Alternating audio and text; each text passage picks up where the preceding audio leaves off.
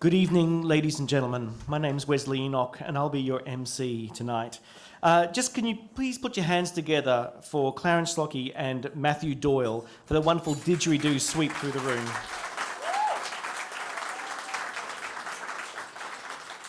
I'm joined here on stage by Alana, who's going to be our Auslan interpreter, and who'll help us get through to translate. If you do need any translation Auslan, please make sure you've got a line to Alana here. So good evening and welcome to this, the 26th Annual Awards in many different forms. I'm a Nunakal Nugi man. My family come from Minjidaba, just off the coast of Brisbane. And it's that wonderful sense of coming to this place and feeling welcome here, which is always a great thing for these particular awards. I'm your master of ceremony, but I'd like to start by acknowledging the wisdom in the room. The wisdom in which we stand on this particular part of the country.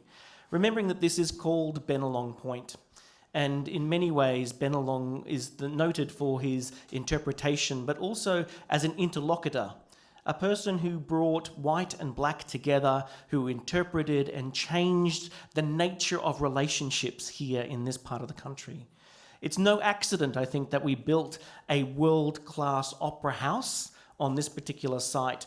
And I acknowledge that long-held tradition of telling stories, of welcoming people in, and I guess too this history of work that happens in this place, from the tram sheds all the way through to the building of this magnificent structure. This idea of work, of art, of culture, of coming together. The Gadigal clan of the Eora, who have been part of this landscape for thousands of generations, and their wisdom of their elders that have been passed on in that art, in that cultural expression, and in that work that we do. As artists, I think many people who live in this city, who work in this country, know that it's not done easily. It's done through hard work. And that we're here tonight to celebrate our traditions, our cultural antecedents, and also the idea of the hard work of artists to make this country a better place to live in. We're welcomed here by many people by history, and we were going to be welcomed by Auntie Yvonne Weldon tonight, but she is in fact she became a grandmother again. And so she passes on her respects, but I think, as always, family always comes first. But we are here gathered on this country of the Eora, and we understand that we are welcomed in as family on this place, especially our arts and cultural family all around. I also would like to acknowledge the wisdom in the room, the grey hair, the coloured hair, the absence of hair, this sense of hard work that every individual in the room does as their contribution to the artistic and cultural life of this country. So please, can you give yourself a round of applause and say thank you for coming tonight to this amazing event.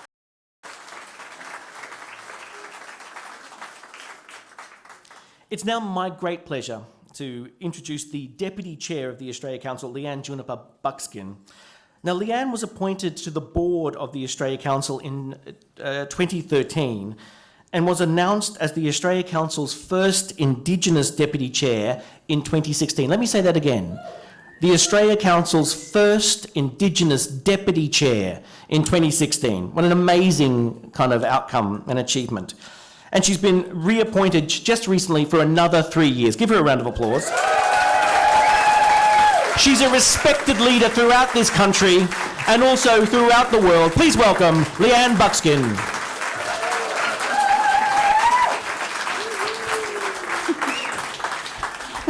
Thank you, Wesley. Thank you, everybody. Look, welcome this evening. I'm always get so excited about the 27th of May, particularly in this place where we bring all of our artists, all of our peers together, and we celebrate our great Aboriginal and Torres Strait Islander artists. I'm a Narungga Wurrungul Wodjabalik woman from South Australia, and I also acknowledge my grandmother on the Victorian side. Look, I'd like to acknowledge the Gadigal people and also acknowledge the spirit and strength and resilience demonstrated by Gadigal people here in Sydney. You know, their connection, stewardship, their leadership is so greatly appreciated, not just by Aboriginal and Torres Strait Islander people who come and visit here quite regularly and who have made this place, this country, their home, but also for all non-Indigenous people who have migrated and made this area their home as well. And your leadership is very greatly respected. Welcome to the celebration of the 12th Annual National Indigenous Arts Awards. I would also take the opportunity to also acknowledge all of our elders present in the room this evening and to our Aboriginal and Torres Strait Islander brothers and sisters, uncles, aunties, grandparents, and as we all do. So welcome. I'd also like to acknowledge the Australia Council's CEO, and it gives me great pleasure to acknowledge Adrian Collette and all of my colleagues at the Australia Council, and Darren, our newest board member as well. Welcome this evening. This is a remarkable year. We are celebrating not just the recipients of the National Indigenous Arts Awards, but also First Nations artists who have been awarded Australia Council Fellowships and Australia Council's awards, totalling 9 artists. This is truly wonderful. Also this week in fact, some of us are participating in an industry briefing forum on the current developments for a First Nations arts and cultural sector peak body, the National Indigenous Arts and Cultural Authority. You may know it as NIACA. Since October 2018, Aboriginal and Torres Strait Islander Arts of the Australia Council for the Arts has been the Secretariat to the First Nations Arts and Cultural Sector for the development of the proposed NIACA. Some 40 consultation forums have been held nationally to assist the sector in developing a national peak body to represent and advocate for First Nations arts and culture in Australia. The purpose of NIACA is to be a national coordinating body, provide a collective voice and meaningful representation for First Nations people on policy and issues around art and culture. NIACA will be an independent First Nations arts and cultural peak body. Our involvement over the years has been important in determining how we approach the NIACA national consultations and how we frame these discussions with a diverse range of stakeholders, from independent artists, arts and cultural groups and organisations, peak bodies and communities. The national consultations are drawing to a close as we head into the next phase of this important work, which also includes expert roundtables, regional summits and a national summit in late November, so put this in your diary please when it's announced. We also have a website that you can go to, just go through the Australia Council's website. The formation of this body is well and truly overdue. Over 90% of Australians had voted in the 1967 referendum to include Aboriginal and Torres Strait Islander peoples in the census and give the Australian Government powers to make laws for Aboriginal and Torres Strait Islander peoples. The 27th of May each year commemorates the 1967 referendum. Furthermore, this coming week also marks the anniversary of the Mabo decision. Uncle Eddie Koiku Mabo led a 10-year challenge that resulted in the important High Court decision that debunked the legal fiction of terra nullius, or land that belonged to no one, or wasteland. The decision recognised that Aboriginal and Torres Strait Islander peoples had a prior existence in this land before the arrival of the British, and that the First Nations people of this land had been practicing their culture, art and languages for over 75,000 years.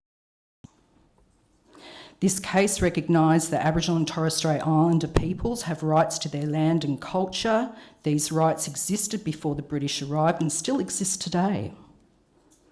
These rights are particularly important because art is so intrinsically linked to our cultures. It expresses who we are and speaks to our sense of identity. This is why the formation of NIACA is important. It is also important that the principles of self-determination continue to be at the core of how Council engages with our First Nations peoples. This ceremony is a very special occasion which brings people together, creating and working in First Nations arts and culture to celebrate our achievements. Tonight we are highlighting the remarkable career achievements of several well-established recipients and also drawing attention to artists who may be at the earliest stages of their careers but already have attracted significant acclaim. So welcome everyone to this event. We are all so very happy that you're here to join us and to celebrate with our artists tonight. It is now my privilege to introduce our Chief Executive Officer of the Australia Council, Mr. Adrian Collette. Make him feel welcome. Thank you.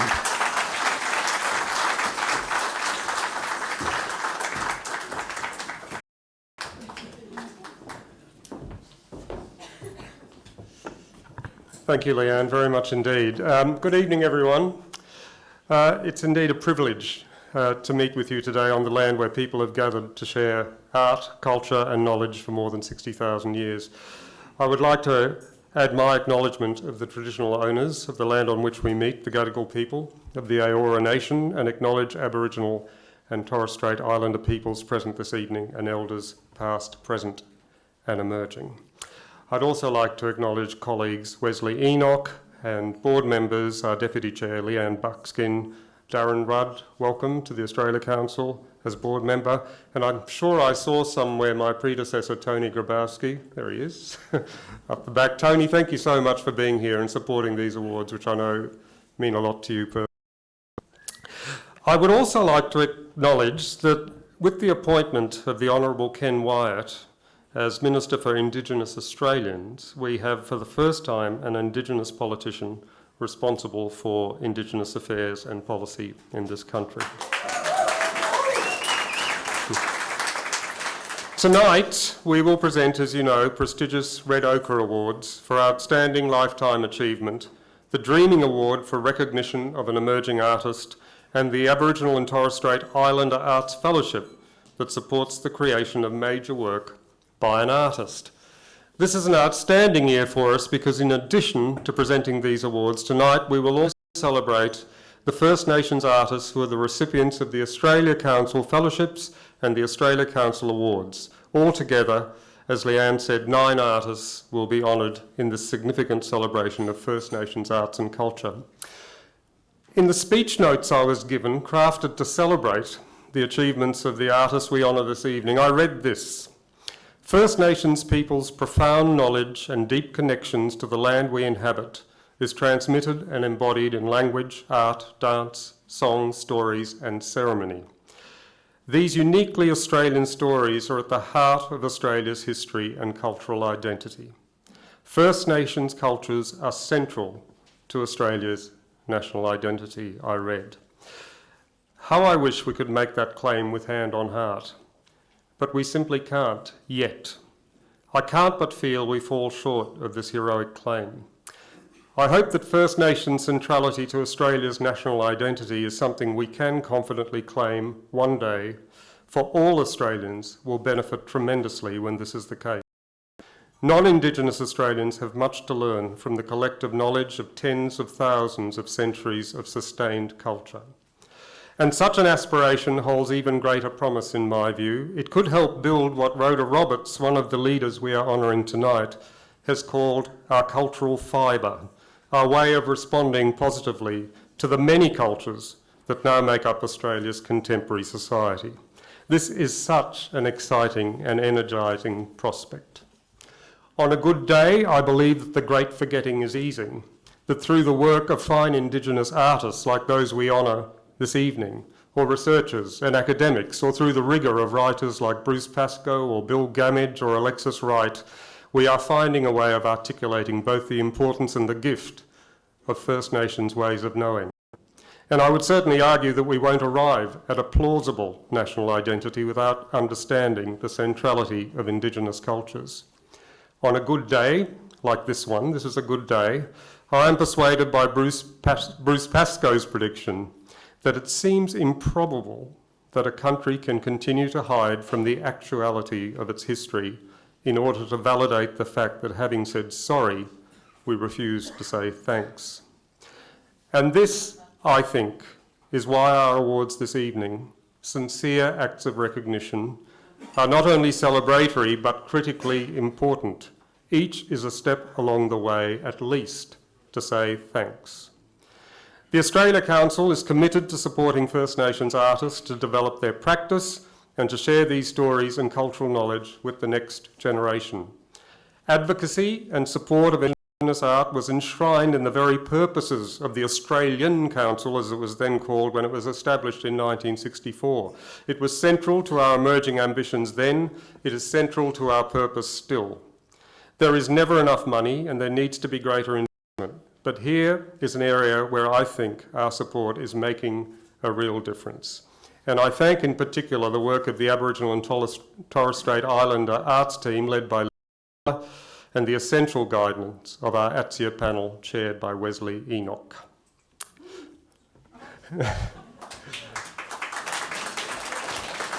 Thank you, Wesley. We are also committed to encouraging private-public partnerships in the arts. In 2017, a second Red Ochre Award was introduced to ensure both a male and female recipient are honoured each year. Initially supported through donations from the Australia Council's staff and board under its Workplace Giving program, we're now committed to presenting these 2 Red Ochre Awards each year, and I thank my colleagues in particular for their support. You will see also, importantly, that we've created new physical awards that will be presented this evening. These are artworks in themselves created by artist Jenny Kamara Martiniello, who's with us this evening. Jenny, congratulations. In her Canberra studio. Drawing inspiration from the Australian landscape, each piece has been individually crafted to embody the award that it represents. Finally, I would like simply to take this opportunity to offer my congratulations to this year's remarkable recipients. Thank you for enriching our lives. It's now my very great pleasure to hand back to Wesley as we begin the presentation of the awards. Thank you, Adrian. Now, on to the presentation for this year's awards. But just before we start, you'll see on these screens, as each recipient is announced, you'll see images that the artist has provided of their work and people who are important to them. And some of these images may show people who have deceased. So just to put that warning out there for everyone, that we'll be remembering many people. I also want to just acknowledge, where's Marinda? Marinda has her child here who is what, not quite 2 months, is that right, Marinda? 7 weeks. It's wonderful, this idea of the young being here, and of course there are people who are significantly older than 7 weeks here as well. And this sense of our community, it's great to see that the breeding program is working so well. And that if we are to remember that over 50% of our population is under 25. There's a sense of how growing it is in it to be an Aboriginal and Torres Strait Islander person in this country. That we are growing and we are strong. And this sense of celebrating who we are, our young and our old, and the contribution of amazing artists. So tonight, we want to start with the first award, which is the 2019 Dreaming Award for a young and emerging artist to develop their artistic practice as well as benefit from the opportunity to create work. This was first presented in 2012, and the Dreaming Award supports an inspirational young First Nations artist to create a major body of work through mentoring and partnerships.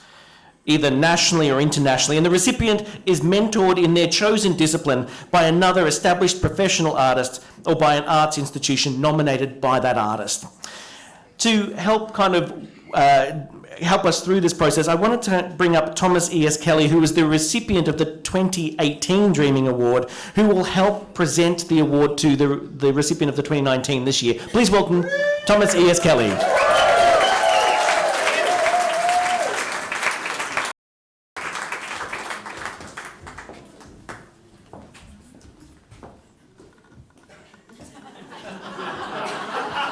It's a little bit taller. Jigri wana benobani, doan jona benobani, garago jona benobani, ya yor jogon, ya garangaling abanyalang yugambe, Rajri, and even Watu. My name is Thomas E.S. Kelly, and I'm very happy to be here today at the National Indigenous Arts Awards. For those who don't know me, as Wesley mentioned, I was the recipient of the Dreaming Award last year, and I'll always be grateful for that recognition and support and the opportunities that presented. I was asked to talk a little bit about what I did with it. So very quickly, I used that support to help me with the development and presentation of my most recent major work, Coexen, at Dance Massive, which is Australia's biggest contemporary dance festival that happened down in Melbourne. I'm so thankful that I was able to present that work because it offered opportunities not just for me, but inside of that program, I was able to bring 7 people onto the program, 5 of them being First Nations inside of that work. So there was 7 of us running amok in Melbourne. It was such a great opportunity because I received that at a point where it's kind of where I was ready to take that step and to push myself, and to know that I had the support of the community and of the Aboriginal and Torres Strait Islander panel and community, again, to do something like that, I'm really thankful for that. The show went really well is what people told me, so I'm just going to run with that. Congratulations to all the recipients here today on all the awards. It is a really great achievement. Wesley mentioned that there's many wise, grey-haired, balding people in here. So with my 6 grey hairs, I want to just give my little bit of advice. Don't be scared of the future or any expectations, and be excited to play and explore where you can and whatever lies ahead of you. Be excited for that. As I said last year, I see all of you as you see all of me. So without making you all listen to me any longer, I'd like to announce that this year's 2019 Dreaming Award recipient is Jenna Lee. She is currently working on projects involving the deconstruction and reconstruction of paper. Jenna's work has already become a key part of Queensland's visual identity through her work with Gilumba Creative Agency. Their Pulse of Our Ancient Land uses glass, watercolours and moving lights to showcase the life in the lands of the Yagara, Turrbal, Quandamooka, Nunakal, Gurnpul, Nugi and Yugambeh peoples. It can be seen by travellers arriving at Brisbane Airport.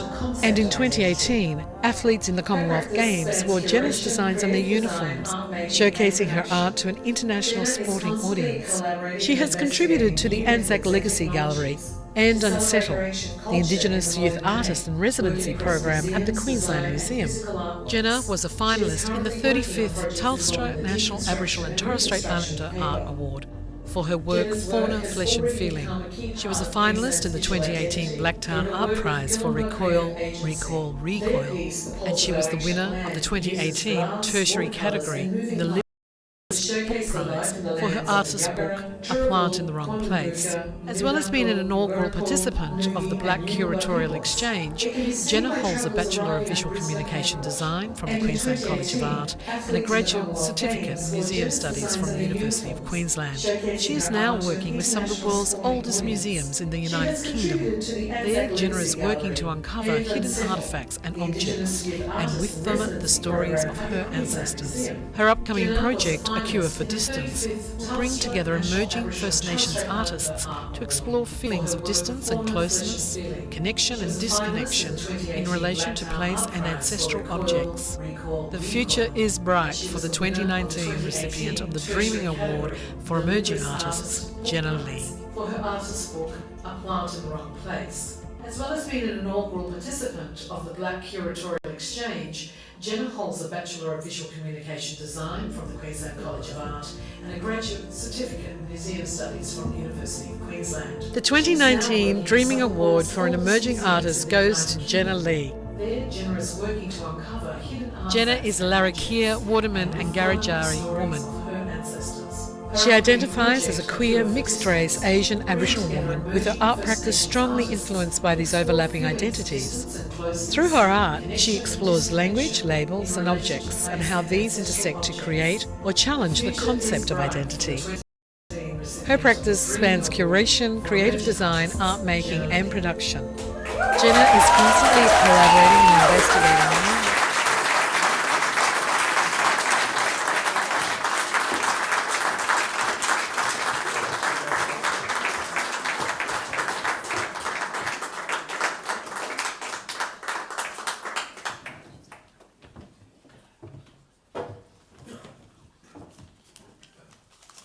That made me look really good, so thank you. Back down again. Good evening, everybody. I am overwhelmingly honoured and humbled to be standing here tonight to accept the Young and Emerging Dreaming Award. But before I begin, as a guest on this country, I would like to acknowledge the traditional owners of the place in which we gather to celebrate our art and our culture, the Gadigal people of the Eora Nation. I wish to thank their ancestors and their elders for keeping culture strong in this place, just as I would like to thank my ancestors, elders and family who have guided me and supported me on my journey. Distance is not just a measurable space between 2 points. It is a quality that can be felt. It is a deep longing for closeness, for connection, where space and time have created disconnection.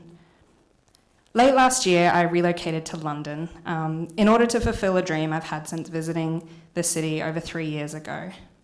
A dream of creating art inspired by physical closeness and contact with the objects of my ancestors, currently held in some of the oldest and largest collecting institutions in the world. In realising this dream, however, I have placed over 16,000 kilometres of distance between myself, my home, my family, my friends, my community, and my country. 16,000 kilometres of distance between all that I feel a connection to. In order to feel close, I was forced to become distant. I believe our objects feel this distance too. They too long for a sense of closeness, for a chance to connect back to us. Over the next 12 months, I will dedicate myself to attempting to alleviate the distance felt by some of our objects by not only creating new work inspired by accessing the collections in the UK, but also by providing a collaborative experience with other First Nations artists who are living and practicing away from their country. I believe by creating opportunities for young artists like myself to produce work directly inspired by collected objects of our people, we are not only helping to continue our culture, but also enriching the life force of our ancestral objects. There are so many people who have helped me get to this point. I'm truly blessed in my life to have incredible mentors, teachers, family, friends, and community. However, there are a few people I would like to take this opportunity to thank. Firstly, my partner Annie, who has been by my side while we relocated our lives, who has been by my side supporting and cheering me through every one of my successes. To Freya, Amanda, and Troy of Blacklash, who are here tonight, whose mentorship and guidance through programs like the Black Curatorial Exchange I attended last year are one of the reasons I am standing on this stage tonight. My sisters, I have 3 of them, who have always been my loudest and most enthusiastic cheer squad, and my mum and dad, who are also here tonight, who have always encouraged me to explore my passions and follow my dreams. Lastly, I'd like to thank the Australia Council and the selectors for choosing me for this amazing opportunity. It's hard to put into words exactly what receiving this award means to me. From the bottom of my heart, I want to thank you for this life-changing award, and I will work incredibly hard to make most of this opportunity. Thank you.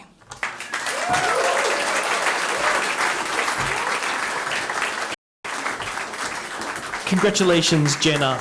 And amazing, just to hear her words and hear the intelligence of her words and where they kind of reach back in time as well. I know what it's like to grow up with sisters. It's a fantastic thing.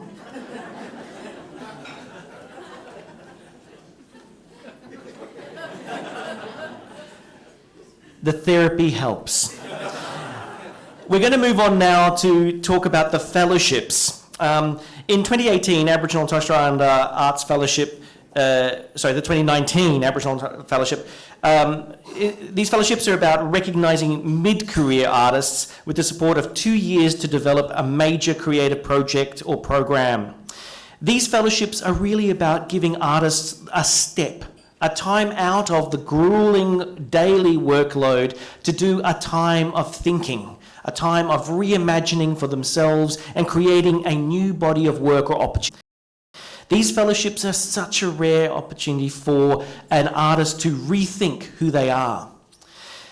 Tonight we announce that Jacob Baum is the 2018 recipient of the Aboriginal and Torres Strait Islander Arts Fellowship.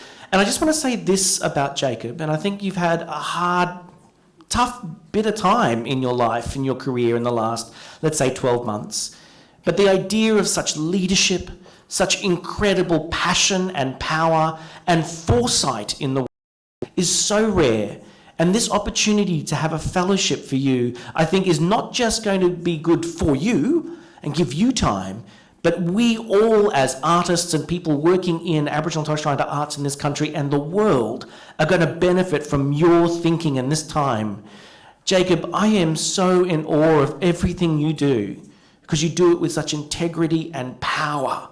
And of course that intimidates others. But we're here to celebrate you and this amazing moment of you receiving the 2018 fellowship. Please welcome Jacob Baum. Gatekeepers Advisory. This feeds into his longer-term aim to develop a blueprint for a First Nations commissioning festival model. With a 20-year history working in cultural maintenance, research and revival of traditional dance with elders and youth from Indigenous communities across Australia, Jacob will no doubt use his experience in dance, puppetry and playwriting to bring the value of the arts and cultural creation to the forefront of business. Please join me in celebrating the work to date and the work to come of the 2018 Australia Council Aboriginal and Torres Strait Islander Arts Fellow, Jacob Baum.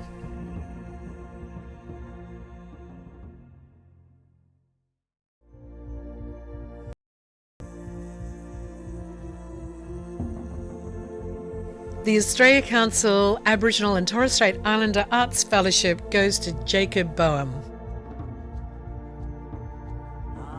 Jacob, next generation of youth theatre leaders. Jacob is also a recipient of the AsiaLink residency, working with the Shara Puppet Theatre Trust in Delhi, India in 2010, and is alumni of the 2014 British Council's Accelerate Indigenous Leaders Program. Other international residencies include teaching traditional and contemporary Aboriginal dance at Teatri Ilmi-O in Helsinki, Finland, and the Shakespeare Festival Linz, Austria. As part of his fellowship, Jacob will undertake a program of strategic international residencies, where he will partner with international First Nations and non-Indigenous host organisations, such as Ontario Presents in Canada, Palima Festival in Taiwan, and the Manchester International Festival in the UK. He will use these travels to develop strategic international partnerships for the development and presentation of First Nations contemporary arts.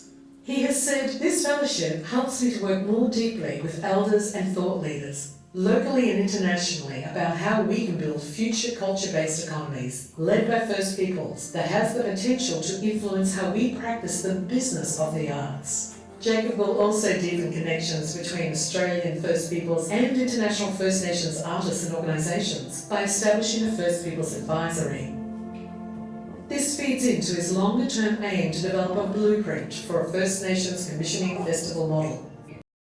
With a 20-year history working in cultural maintenance, research and revival of traditional dance with elders and youth from Indigenous communities across Australia, Jacob will no doubt use his experience in dance, puppetry and playwriting to bring the value of the arts and cultural creation to the forefront of business.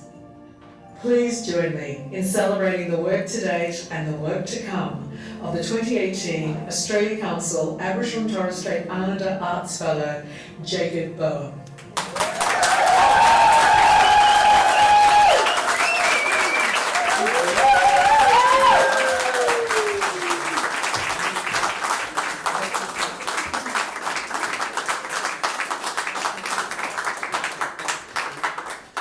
Thank you, and thank you, Wesley, you bugger, you made me cry. Firstly, I would like to acknowledge the Gadigal people of the Eora Nation, and I would like to pay my respects to their elders past and present, and to all elders here in the room with us tonight. Thank you to the Aboriginal and Torres Strait Islander Arts Board and the Australia Council for the Arts for this prestigious fellowship. An acknowledgement like this for the work I've done to date, and particularly in establishing the Yurrumboi Festival, developing an Indigenous-led framework for the presentation of Indigenous arts, is extremely encouraging. This fellowship has come at a time when I've really needed a boost from my peers and the sector. And the sector itself to keep going, to work harder, to continue to take risks, and to push the envelope. The fact that the awards are happening on such an auspicious date like tonight makes it all the more potent. With this fellowship, as Lydia has mentioned in the intro, I intend to research and develop alternative business models for the creation of a new and independent First Nations Arts Festival, which looks at how future economies, global First Nations knowledge systems, and the climate change mandates and sustainable development goals set out by the United Nations impacts on how we make, what we make, how we trade, and who we trade with. I would like to express my heartfelt thanks and deep gratitude to the Australia Council for the Arts for this wonderful opportunity and their continued investment in my development. I also want to give out a little shout out to my soon-to-be husband, Stephen Borg, for putting up with me. And with that, thank you to all my friends, my peers and colleagues for this wonderful opportunity and for supporting me throughout my career. I won't let you down.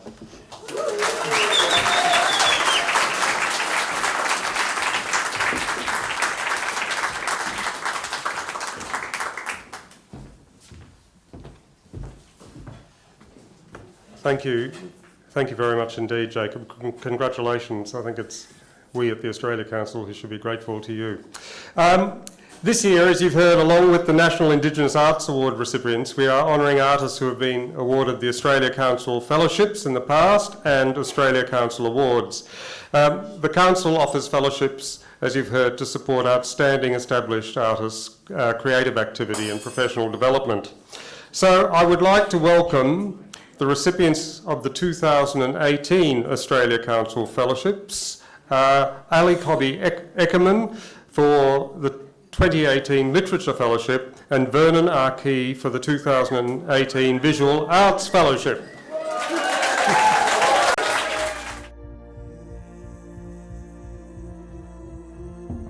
Alongside Jacob Boehm, two other fellows of the Australia Council from the 2018 round are First Nations artists.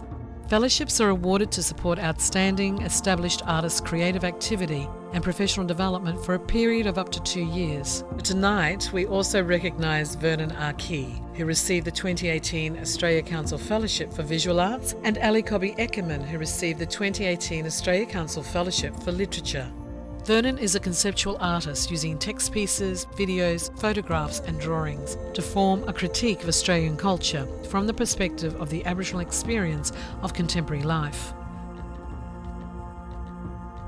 His work has been exhibited at the National Gallery of the 16th Biennale of Sydney, the Venice Biennale, the State Library of Queensland, the National Gallery of Canada, the 14th Istanbul Biennale, the Museum of Contemporary Art and the Tate Modern. With this fellowship, he is developing and creating 2 new bodies of work, as well as pushing his career internationally through an exhibition at the Tate Modern in London and other global exhibitions. Ali Cobby Eckermann is a poet. She has received global support for her collections, with editions of her works published in India and the United States. In 2018, she was Australian Poetry Ambassador to Ireland and has presented internationally at festivals such as the Ledbury Poetry Festival, Georgetown Literature Festival in Malaysia, and the Jaipur Literary Festival in India. Ali is the first Aboriginal Australian writer to participate in the renowned International Writing Program in Iowa and featured at the International Jazz Poetry Festival in Pittsburgh, alongside acclaimed international poets Gerard Stern, Kai Miller and T.J. Demmer. Ali's fellowship comes at an ambitious stage in her literary practice, one where she will explore new parameters of the written word. The fellowship is being used to support her first prose fiction novel, and is sponsoring the research and travel required for the story, a love story set in 2 deserts. Please join me in recognising the artistic excellence of Vernon Archie and Ali Cobby Eckermann.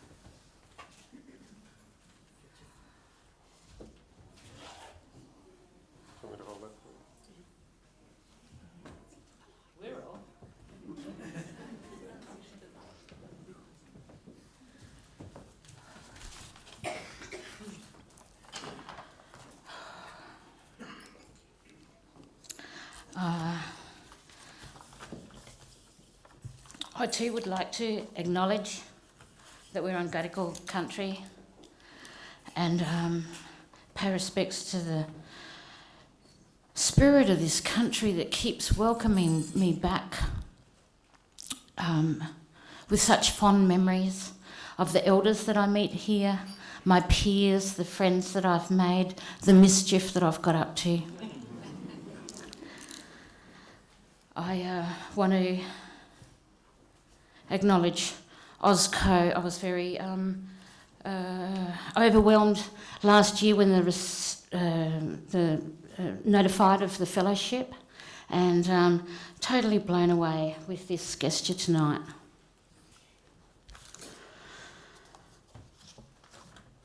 I'm a stolen generation Yankunytjatjara survivor. My poetry journey began in the central deserts on my traditional land as I reconnected with my family. I was guided by senior Ngangkari and lawmen and women. Whilst they have died, they also remain with me. I hear their voices often and I feel their presence. They remain the best editors for my work. I can only celebrate this award and accept this award in their memory. I love my family and am so grateful for their guidance and wisdom. The old people are my heart. Fill your hearts with our truth. Tonight, as a poet and writer, I will call myself an artist. No more will I accept literature as the poor cousin of the arts. Aboriginal literature has always been and continues to be. I acknowledge the storytellers of the past and the future. I acknowledge my peers. There are too many to mention, but as an aside, Jennifer Kamara Martinello, I knew as a writer, and she's now a fabulous artist that has made me the award. I'm going to hold that in my heart. Aboriginal writers have won every mainstream literary prize in Australia. We will continue to do so because we write our truths. As award-winning artists, we cannot be rich when our families are poor. As artists, we cannot be free from the effects of invasion. We work to articulate suffering through the beauty of our work. For generations, our families have carried their fires across this heartland. In a contemporary sense, I believe as artists, we continue this practice. Always we are seeking knowledge deep within ourselves and beyond. We convey these learnings in our work for healing and education. For me, it is important that as artists, we treat each other with kindness. Award recognition is important, yet I believe the awards are always about the work, not the person. I believe it is our shared responsibility to foster our practice in all we do, as was mentored to me in the desert. We have a responsibility to stand united because we are still at war to reclaim our true standing on our sacred lands. Always was, always will be. I'm going to read a poem in language. It's International Year of Languages, and I will apologise to Robert Fielding for my baby Pitintara.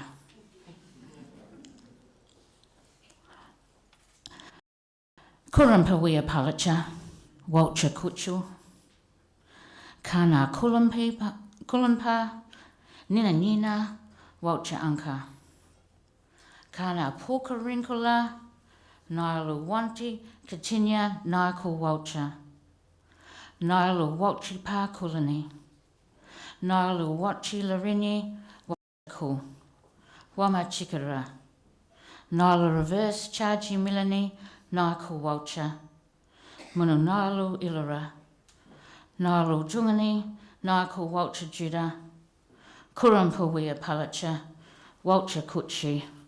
There is no life but family.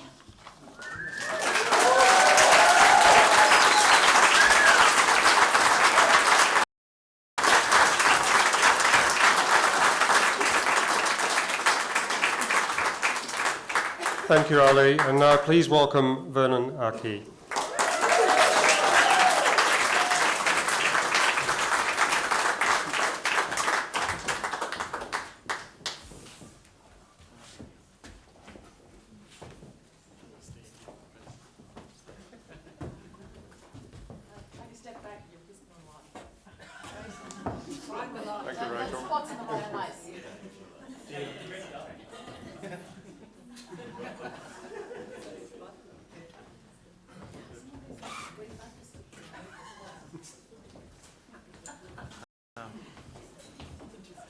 Thank you to the theatre people here for ordering me about.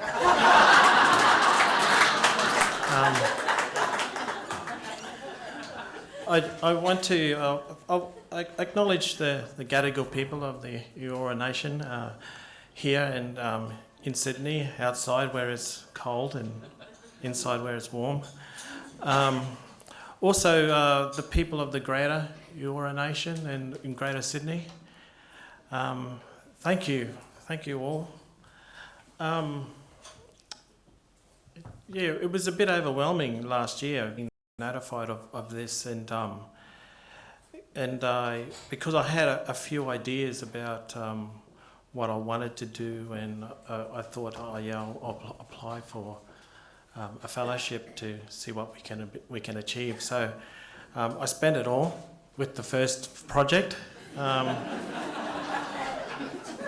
There were a couple of stills of in the video of the project that I made, and it was a video, a multi-channel video that I showed in Brisbane, and it's called The Island, and I made it because I wanted to draw a line between what happened on Palm Island in the 1920s, particularly to my grandparents and great-grandparents, and what's happening with refugees now, particularly asylum seekers. And it's the same thing. And I thought and still think that if anybody should be talking about refugees and to refugees in particular, it should be blackfellas. So that's why and so I have a couple of other projects as well as that, and drawing this line between the treatment of blackfellas here and currently the historical treatment of blackfellas and what is currently happening to refugees. It shows that this country has not changed, has not learned any lessons, and will not. Surely the election that we just had demonstrated, especially in Queensland, that it hasn't changed and has only actually become more hardline.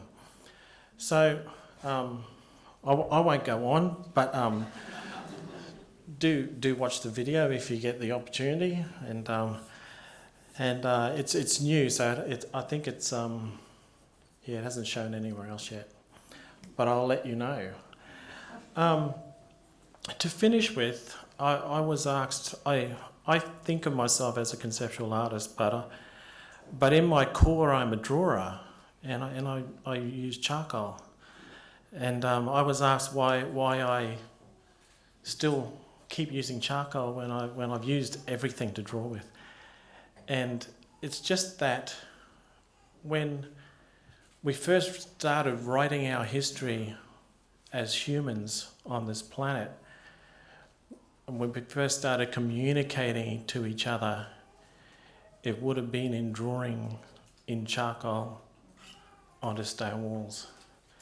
And I tell you now, when this planet is done with us, with people, with the idea of humans, the idea of us, the last mark we leave will be in charcoal. Thank you.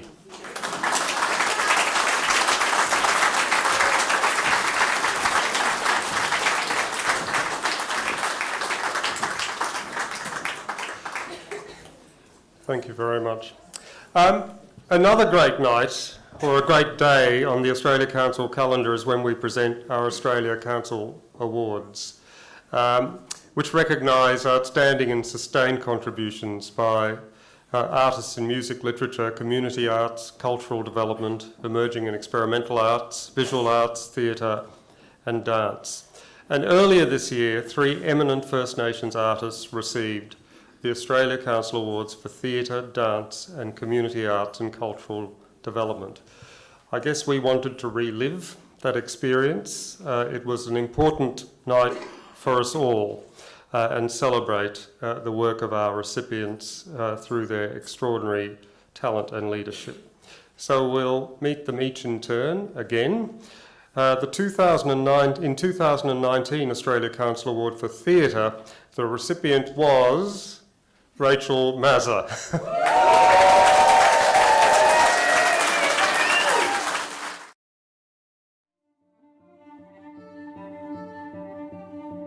Rachel Mazza is the recipient of the 2019 Australia Council Award for Theatre. Rachel is a Yidinji Meriam woman, an actor, director, dramaturg and cultural leader. With this award, we celebrate Rachel's achievements as a theatre artist, her work as artistic director of Obituary Theatre for the past 10 years, and her incredible work as a cultural leader.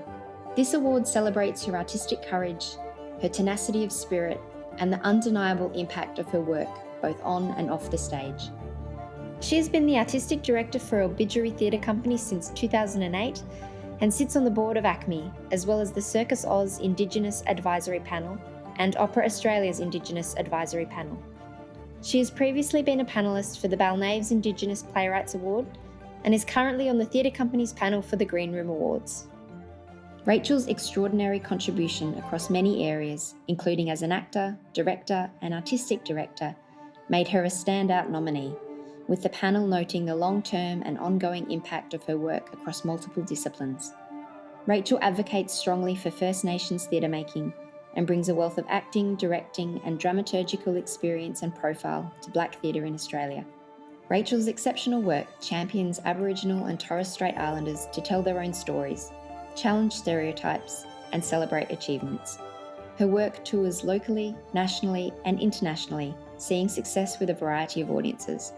Rachel has worked closely with many of Australia's major theatre companies, including Belvoir and Black Swan. As a performer, Rachel has contributed to several milestone productions, including Radiance at Belvoir, for which she won a Sydney Theatre Critics Circle Award, The Aboriginal Protesters, directed by Noel Tovey, The Dreamers, written by Jack Davis and directed by Wesley Enoch, and The Sapphires for MTC, Playbox and Belvoir. Rachel received the 2003 Uncle Bob Mazza Memorial Award for Outstanding Contribution to Victorian Indigenous Theatre at the Victorian Indigenous Performing Arts Awards. She also received a Green Room Award for Best Performance by an Actress in a Leading Role for Holiday. She has appeared on film and television and has also worked as a narrator for ABC Radio National and as Indigenous Liaison Advisor on films such as the multi-award-winning Rabbit Proof Fence. I first saw Jack Charles vs. The Crown in 2011, which Rachel directed with Uncle Jack Charles, and then had the pleasure of presenting the work for Perth Festival the following year. This is one of those works that simply stops you in your tracks.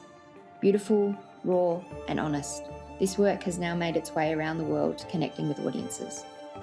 But I actually couldn't say when I first encountered Rachel, because in the 20 years I've worked in the sector, her voice, perspective, advice, and vision has always been a critical part of the important conversations. It's impossible to capture the ripple effects of every interaction, every young artist Rachel has supported and nurtured, every rehearsal room she has led, every play she has helped shape, every audience member she's connected to and changed. So tonight we acknowledge the importance of it all and celebrate you and wish you continued energy to keep doing everything that you do. Thank you, Rachel, for your generosity, your insight, your passion, your grace, and your wicked sense of humour.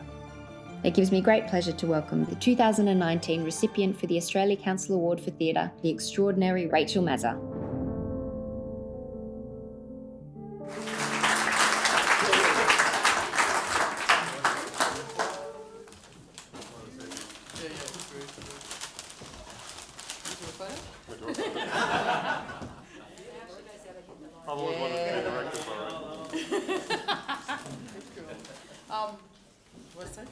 Please. I really wasn't expecting to say anything, but just how incredibly humbled and honoured I am, and also like to acknowledge the land that we're on and pay our respects to the people of this land, the Gadigal nation of the Gadigal people of the Eora Nation, and I'm ever humbled when I think about Sydney, particularly, was the front line of colonisation. That the mob here were the ones who had to deal with the longest and the most intense impacts of colonisation. So here's to the Gadigal for the incredible honour that we all have of, enjoying this incredible land. And I also just want to acknowledge what an incredible honour it is to do the thing that we do, to make story. And as a First Nations person of this land, well, a mix of cultures, but that part of me that is of this land, this country, the incredible, extraordinary honour it is to be able to be a part of this very, very, very ancient long songline that goes back. I know there's been a few figures, but I like the 80,000 and beyond version. I reckon it's just because they haven't dug deep enough. Keep digging. We've been here from the beginning. But what an extraordinary honour it is to celebrate the incredible stories of this country. And who was it that spoke earlier? But it was you. But that we will get to a point where Australia really does celebrate, and in a way that does enrich us all as a nation. The stories of this country, so the incredible honour I've had at my role at Ilbidgery to be able to support, as I definitely see myself as a facilitator, supporter of, but the stories of Jack Charles. What an incredible honour it is to be and basically it's about just getting out of the way and letting those stories shine. And Jacob Boehm, your incredible story, another extraordinary leader. It just is such an honour. So thank you and thank you and thank you.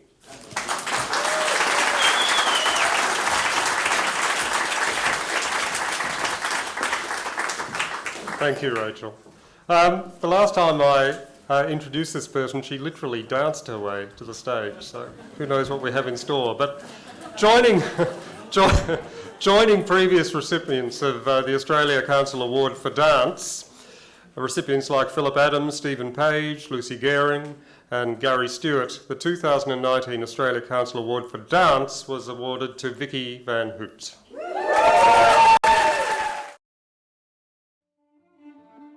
The Australia Council Award for Dance recognises the achievements of an artist who has made an outstanding and sustained contribution to Australian dance.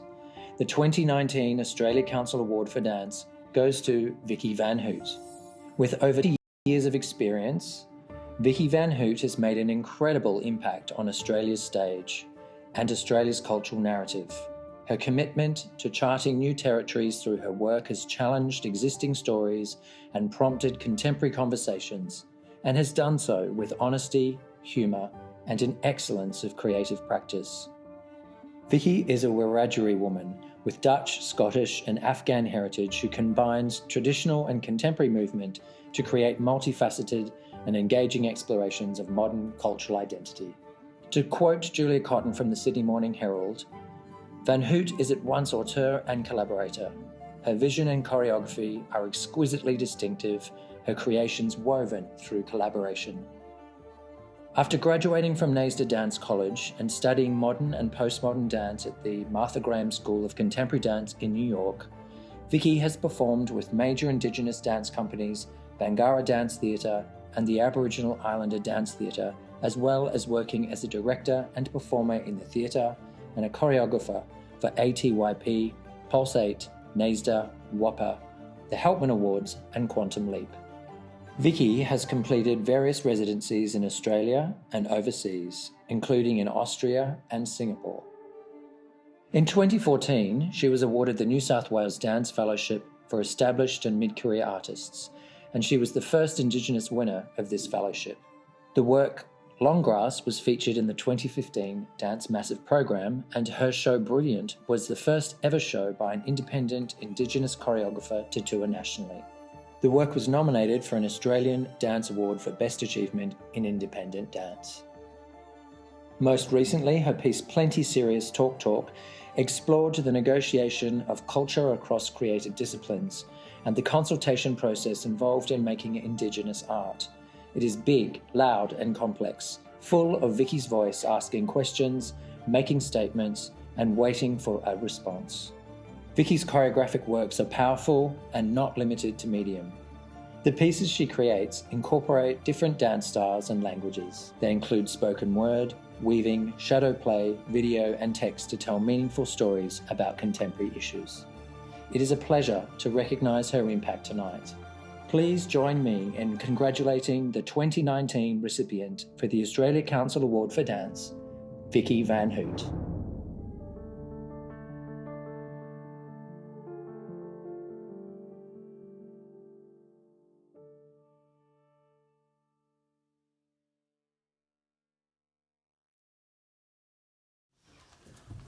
I'll keep it brief because I talk too much.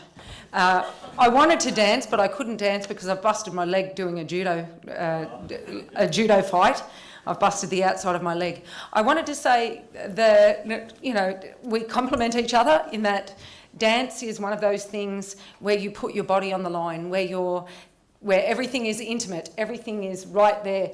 I've had the pleasure of working with Ian, with Katina, with Hartley. I saw Hartley. With Tom, with Tari. What is really beautiful is that I'm but a conduit. I'm not the first and I will not be the last. And I've had, the pleasure of working with people or being mentored by, I was going to say by Rhoda, by Lydia and by Rachel's dad. And so I feel like this is, like I said, this is like an extended family. I know when people, we're the weather vanes, so it's really important that you're doing the work about the environment.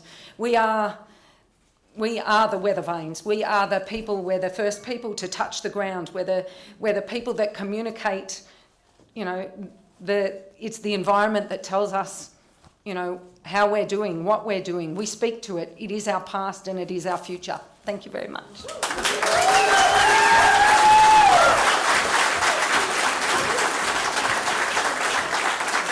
Thank you, Vicky. Thank you so much. The Australia Council Ros Bauer Award for Community Arts and Cultural Development honours journalist, television producer, community arts pioneer and founding director of the Council's inaugural Community Arts Board, Ros Bauer. The 2019 Ros Bauer Award was presented to Rhoda Roberts.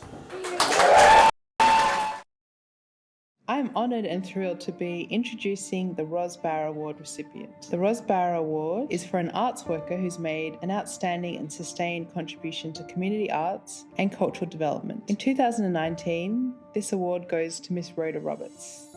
Rhoda is a member of the Bundjalung Nation, the Widjabul clan.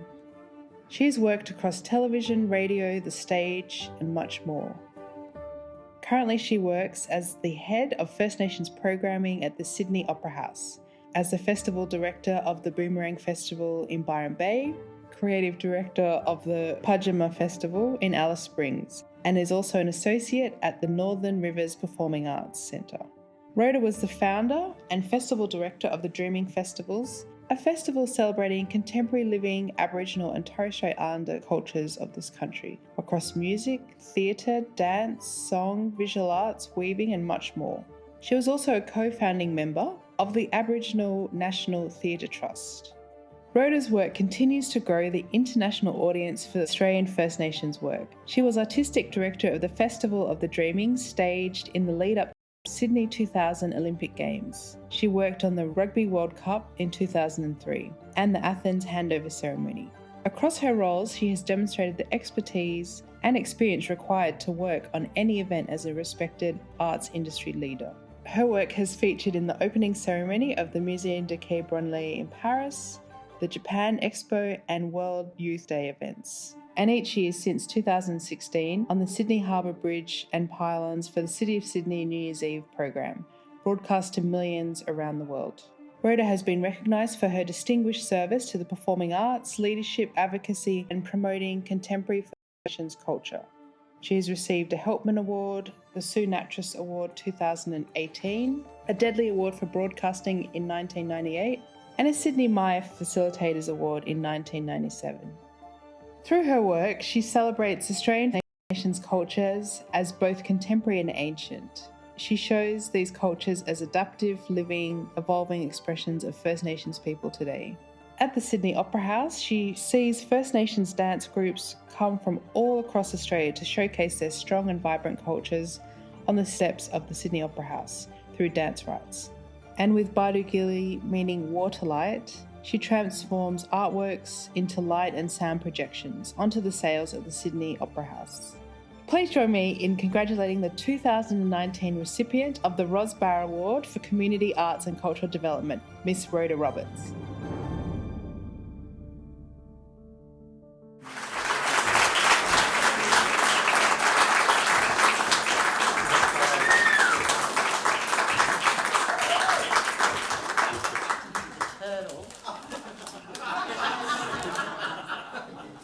So on the side, one leg bent, tongue on the top of the palate.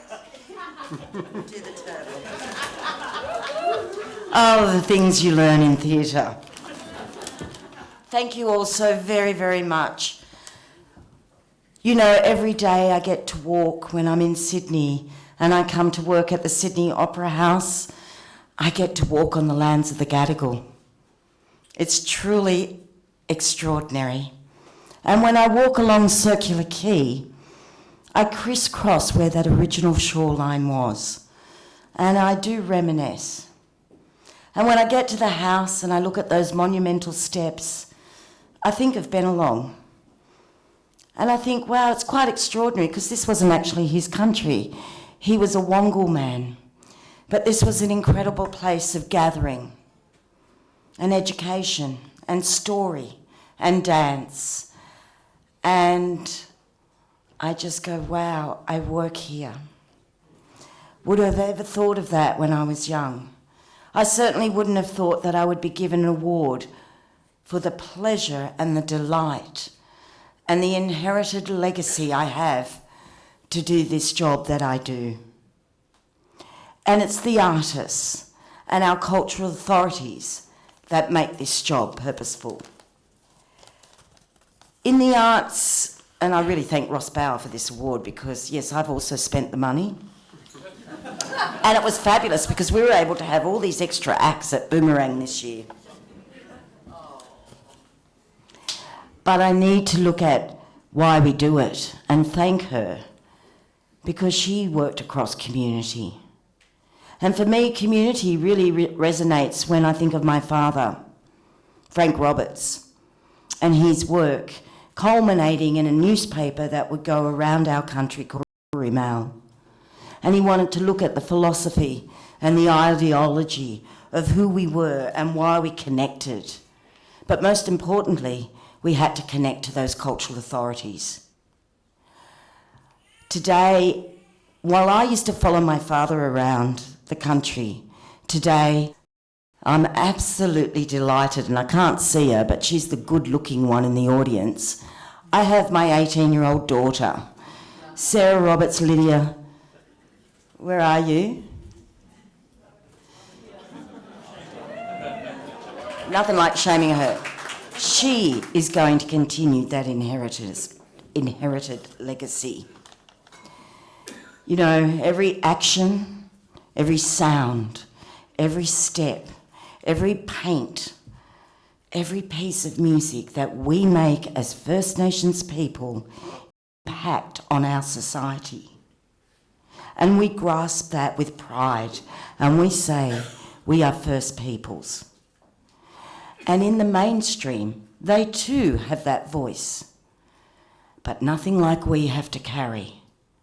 And our cultural conscience in this industry needs to be adjusted. It needs to hear that First Nations voice. We can make the music and the dance and the paint and the story, but we know we're carrying obligation. We're carrying responsibility. And I really appreciate this award, but I know it is not possible without my colleagues like Lydia and Rachel. It's not possible without the extraordinary talent we have in our artists. They carry that legacy.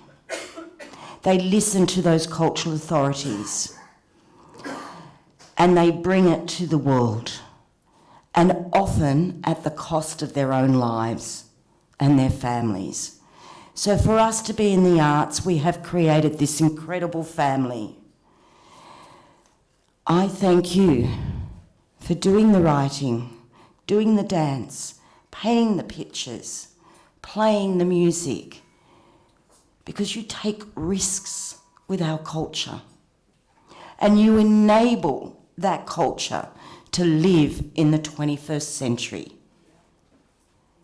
And how extraordinary that is as part of this creative sector of Australia. And I know one day, very, very soon, because there are the extraordinary young artists coming through who will take the risk, but they'll also enable that voice that we in the creative industries as First Nations people are the first economy.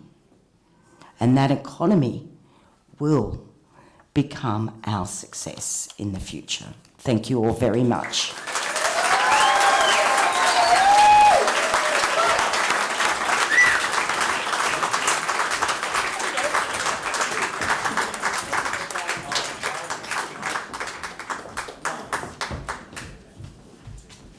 Congratulations to all the recipients of the awards tonight, and there are so many. It's so fantastic to hear the voices of artists and how passionate they are. But also the thing that I've been listening to is this idea of the family, this idea of passing on from one generation to the next important legacies of art, of culture, of relationship.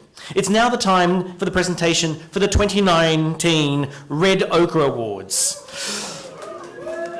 This is one of the most prestigious First Nations Arts Awards in the country, and it's our chance to celebrate our elders who have made an incredible contribution to this, our country. The Red Ochre was established in 1993 to honour an eminent Aboriginal and/or Torres Strait Islander artist who has made an outstanding lifelong contribution to the recognition of Indigenous arts in Australia and around the world.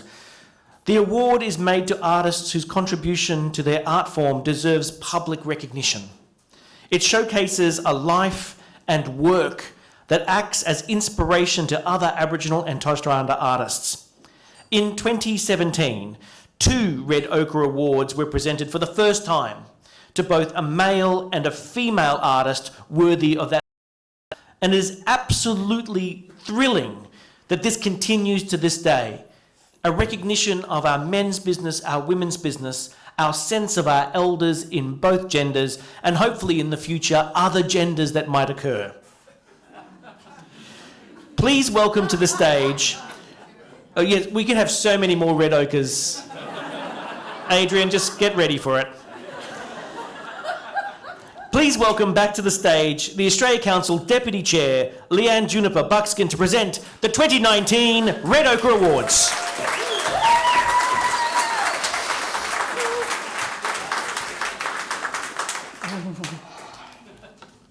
Okay. The Red Ochre Awards are indeed an honouring of the outstanding lifetime achievements of our senior artists, an acknowledgement of their creative contribution over many decades when their contributions were not recognised. As we see tonight, many generations of artists from across the nation are present, and to truly achieve, you must believe it is possible because you see others have paved the way. Tonight, we are all together to bear witness to the achievements of our artists. I am honoured to announce the male recipient for the 2019 Red Ochre Award goes to Uncle Jack Charles.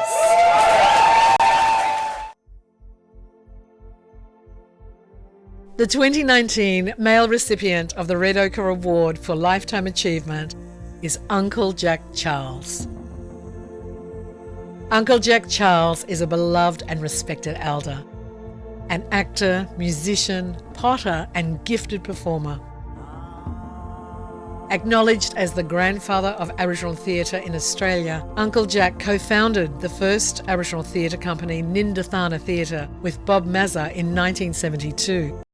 In 1974, he played Bennelong in the Old Tote Theatre stage production of Cradle of Hercules at the Sydney Opera House. He went on to star in ABC television series of Ben Hall in 1975, Rush in 1976, and The Chant of Jimmy Blacksmith in 1978. His acting career spans over 6 decades and has touched many across the globe. He was also recipient of a Green Room Lifetime Achievement Award in 2014. But in his 75 years, Uncle Jack has also seen grief. As a member of the stolen generation, he has spent many years without a home and in a cycle of addiction and prison time. Uncle Jack Charles' resilience shows through an extraordinary generosity of spirit and his determination and passion for working with those on the inside. Jack can be heard in prisons fighting against recidivism. Jack's generosity in this context derives from his belief: who better to talk to these men than someone who understands all too well their experience? The stage theatre production Jack Charles vs. the Crown, co-written by Jack Charles and John Romerell, directed by Rachel Mazza and produced by Aboriginal Theatre Company, was an almost entirely autobiographical work. Through it, Jack was able to bring the lived experience of being a member of the stolen generation to the world with empathy and charm. The work has toured extensively and internationally, bringing the stories of his people to many around the globe. The production won the prestigious Drovers Award for Best Tour from the Australian Performing Arts Centres Association, as well as a Helpman Award for Best Regional Touring Production in 2012. Other recent works include Gods of Wheat Street, Pan, alongside Hugh Jackman, Wolf Creek, the television series, ABC's Clever Man, Black Comedy, ABC's Play School. He is a Boonwurrung and Djadjawurrung man and is a respected elder right across the nation, both within the Aboriginal and Torres Strait Islander community and to the Australian arts sector more broadly. He is a highly regarded and respected actor and writer, but it's his work within the community that he is most passionate about. Please join me in acknowledging the ongoing and powerful contribution of the 2019 male recipient of the Red Ochre Award for Lifetime Achievement, Jack Charles.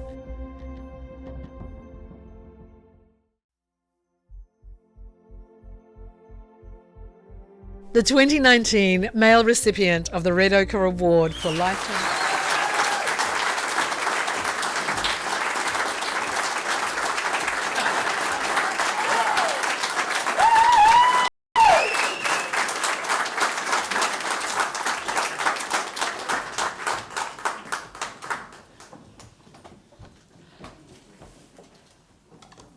to say that I've heard some great speeches tonight from people who have been awarded well-deserved awards, and well, I think that Bunjil, God, whoever it is, a power that is greater than we can ever imagine, has conspired to keep me here, alive, with my trams and trains intact, and still treading the boards, fronting the camera, being an advocate, and going into the neck. And that these are extraordinary things that have kept me empowered to be able to be productive and to be a leading, well, I like to say, a black light in amongst our troubled souls in our prison systems and youth detention centres and on the streets, in our communities and that. So it's been wonderful. I remember being here years ago with that cradle of Hercules and that, and I remember Rachel must have been about 12 and that, and she saw something she never wanted to see again, with that seeing me, in the nutty on the stage here and that, But there was a lesson there. There was a lesson there. There was a lesson there because, they were the old tote at that time, the Sydney Theatre Company. And, it needed an old thief, an old crim, a serial pest nuisance to prompt the consciences of those people, to have those 6 Redfern girls paid the same rate of money that Gulpilil, myself, and the 17 old tote members were being paid. And that's one of the memorable times of my life working here in the Opera House. And that, and I've done quite a few shows here over the years. I just love this place. And to be playing Bennelong of all places, of all people, to be brought up from my country, a person who knew very little, absolutely nothing of my circumstances. I didn't know that I was a Bunurong man on my great side, Wurundjeri on my father's side, which I only found out last year. So it's been a bit late, me recovering on that journey, like many stolen people have had to undertake, of finding out who do you think you are. Well, I now know who I am. There's a portion of it, the story to unfold, and that's my connection to Tasmania. Unrolling the names of your people listed in your heritage. It stretches from here, that wall to that wall there. And I find that the name Truganini on there, Tommy McRae. So there's more stories for this little black duck to be following, to seek and to understand and to lock into my psyche. I'm still missing elements of my story. So once I complete it, I am writing my book now. I think you all know it. I'm calling it Jack Charles, a born-again black. Because really I am passionate about what I found from the Koori Heritage Trust and Link Up. Uncle Jimmy Berg's given me all this. So I am, everybody knows that I'm, a bit of a giggler, a laugher, totally up myself and, comfortable with it and that, I have to make up for the small size, only 2 centimetres short of 5 foot, I got a lot of things to complain about, really. But look, I am absolutely, it's been wonderful that the Arts Council has taken me seriously, and that has, it's finally come to this, to be awarded the prestigious award of the Red Ochre Award this year, following Uncle Bob Mazza's footsteps. We were the grandfathers of Indigenous theatre here on the landscape of Australia. And somehow or another, Bunjil or Biami has, kept me sane and front on into cameras and into the eyes of the general public. So, it's a hoot. It's a big award. It's a big boost for me to be awarded the Red Ochre Award for 2019. Thank you very much, Arts Council. And thank you, people.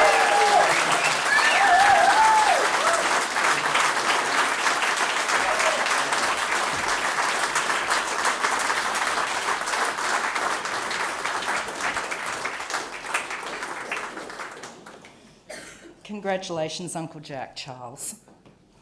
A well-deserved award. As Wesley said this evening, we are pleased to announce that we are also awarding a second Red Ochre Award to recognise the outstanding lifetime achievement of a female artist. It was a real passion of mine to ensure that not only did we give one award, you know, in our communities, part of the reality is that we don't have a lifetime compared to others in this country.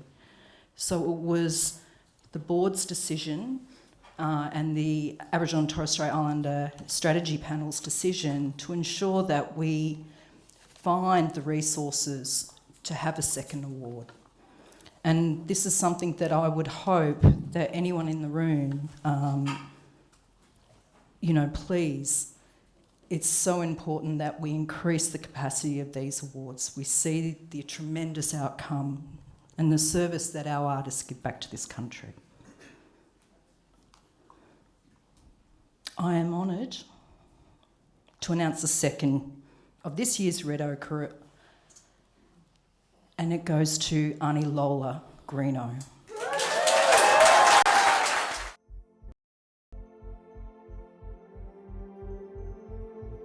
The 2019 female recipient of the Red Ochre Award for Lifetime Achievement is Lola Greeno. Lola Greeno is a Pakana shell artist, curator, educator and arts worker. Born in 1946 on Cape Barren Island, Lola now lives in Launceston in northern Tasmania, using her art to connect an ancient practice to contemporary communities. Lola Greeno is one of a handful of women shell stringers responsible for ensuring the craft is passed from the elders. This skill was passed down to Lola from her mother and maternal grandmother, and today she is continuing this tradition, passing down the skills and respect for the environmentally responsible collection of shells to her daughter and granddaughters. This, coupled with her ongoing contribution to arts practice, curation, writing and storytelling through her craft, offers the stories of her ancestors to future generations. Lola's career of 30 years has seen her work exhibited and collected by the likes of the Powerhouse Museum, National Gallery of Australia, the National Gallery of Victoria, the Queen Victoria Museum and Art Gallery, the Tasmanian Museum and Art Gallery, and the Queensland Art Gallery. In 2014, Lola Greeno was recognised with Australian Design Centre's Living Treasure Master of Australian Craft Award. This career has had a wide impact, as noted in her nomination. Tina Baum, curator at the National Gallery of Australia, said Lola Greeno's practice traverses time and deeply embodies her unbroken cultural customs. Inspired by her history, traditional food sources, the landscape and the importance of family and culture, Lola's art reveals the intersection of traditional practice with contemporary life. Brian Parks, CEO of Jam Factory, noted her remarkable work in life, which has brought significant international attention to the powerful culture and compelling stories of Tasmania's Aboriginal peoples. Her importance as an elder was noted by artist and writer Julie Goff, who said she is a relentless advocate for Aboriginal arts, has worked tirelessly for the Aboriginal arts sector for decades while maintaining and honouring her family's traditional shell work. She transforms boundaries and notions of traditional and contemporary works into ongoing conversations and celebration. And her connection to the island of Tasmania, the sea, the land, and its relationship with time and tradition was also acknowledged by many others in the visual arts sector, including Kathleen Von Witt, the director of Hawkesbury Regional Art Gallery, and Richard Mulvaney, former director of Queen Victoria Melbourne Art Gallery.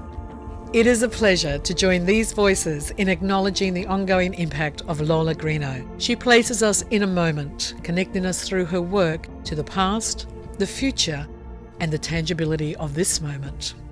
Please join me in acknowledging the inspirational and vital contribution of the 2019 female recipient of the Red Ochre Award for Lifetime Achievement, Lola Greeno.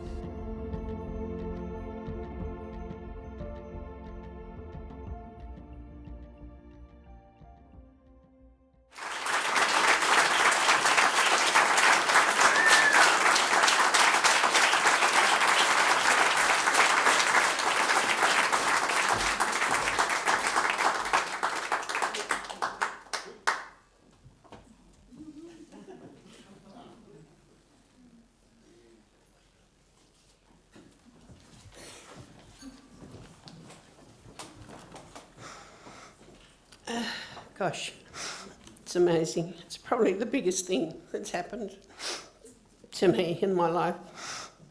But first of all, I would like to recognise and pay my respects to the traditional owners, the Gadigal people of the Eora Nation, in which we celebrate today. I would like to thank the Australia Council for the Arts for the special award that has recognised the talents of many Indigenous people for their lifetime achievements. I know there's a great deal of work that is required to encourage and promote, to reach out to artists and arts workers far and wide, not only for this award, but to all areas of the Australian arts industry. I would like to thank all of you, especially the people who supported my nomination, written by Tina Bowen, Lisa Cahill, the CEO of the Australian Design Centre, a group of women, a professional in their field, who supported, wrote support, was Professor Maggie Walters, Dr. Julie Goff, my friend Sue Hodge, Glenda King, who generously wrote support letters for my application. I very much appreciate the time and the effort that you found out of your very busy careers. I am delighted to accept this award. I feel very proud, honoured, humble to receive such a National Indigenous Red Ochre Award as an Aboriginal woman coming from a very isolated group of islands. I am extremely proud. It makes me think of the words to the song, "From Little Things, Big Things Grow," by Paul Kelly. It's always been my ambition to strive to carry on the legacy of my mother, my grandmother's knowledge and skills. Our families continue to work hard to maintain our significant cultural women's practice. I am dedicated to be passing on our heritage to my daughter Vanessa, my granddaughters Charlize and Sheridan. Without my family's support, and especially my husband Rex, I doubt I would be standing here today. For Tasmanian Aboriginal women shell necklace makers to succeed today in developing quality necklaces, it requires the support of their families to maintain and produce quality products for major exhibitions. Each year, our family studies the calendar for the tides, check the sea level, the low tides, the date, the time, whether those tides are during the day, how low the tides are for us to collect. We travel together, we collect together as a group. My cultural practice is my life. My life is my family. We aim to maintain our cultural practice to country by travelling to beaches. At times we stay away overnight as part of our story of working together. In recent years, my husband Rex, my son Dean and grandson Harrison have focused on building their bark canoes. Finally, I wish to thank all of the Australia Council, the Indigenous Strategic Development Unit, the leadership team. I am overwhelmed to receive such a huge National Indigenous Arts Award. I now feel like I'm a big star. I know this will make my heart sing. Thank you.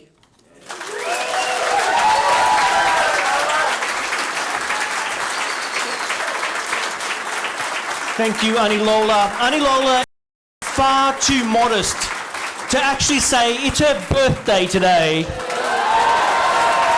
So, all together, happy birthday to you, happy birthday to you, happy birthday, dear Lola, happy birthday to you. Hip it!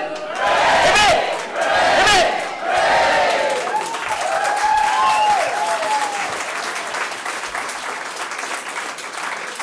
Congratulations, Ani Lola. You make our hearts sing as well. And Uncle Jack, I so want to see you do a nudie run tonight. Congratulations to all the recipients of the fellowships and the awards, this sense of our family of artists who are leading the way in this country. Can I say thank you too for your patience tonight in helping celebrate these amazing artists. I'd also like to acknowledge the hard work of Alana to my right here. And Carolyn and her incredible team backstage who put it all together. Give them a round of applause.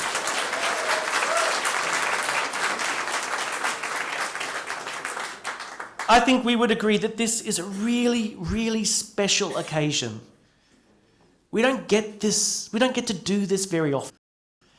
To lift ourselves up and feel the inspiration that can carry us through for another year. To hear the beginning of some journeys, those who are on the way, those who have achieved a pinnacle, who are saying, come this way. These artists are our role models, our elders, our leaders, those who give us hope. And in these days, we need more of that hope, the more of the telling of our stories, and the more of the acknowledgement of our hard work. This is an incredible time of year for many reasons. It's a time of long memories, of recognition, of a sense of celebration, and a sense of marking out a future. These awards give us that moment in time to step out and say, we can do more, we can do better, we can make change. Thank you for coming on this journey tonight. It's an incredible experience to sit in this room and feel a positivity that lifts us up, teaches us new lessons, and takes us forward. As a few little kind of nuts and bolts things, we'll still have some drinks and things, but I know that there's a number of things going on to make your way over if you sing Churukai as part of the performance tonight. That starts at 8:30, so you might have to move that way soon. And I know I want all the recipients of the awards to come for one big group photo here. So don't leave straight away. Don't go talk to your family and friends. I know how it gets. Come here first, we'll get the photo taken so everyone can then enjoy their company. So ladies and gentlemen, thank you so much for all those who stood for all this time. It's fantastic to be here. Ladies and gentlemen, and everyone else, my name is Wesley Enoch. Have a wonderful night and we'll see you next year. Thank you very much.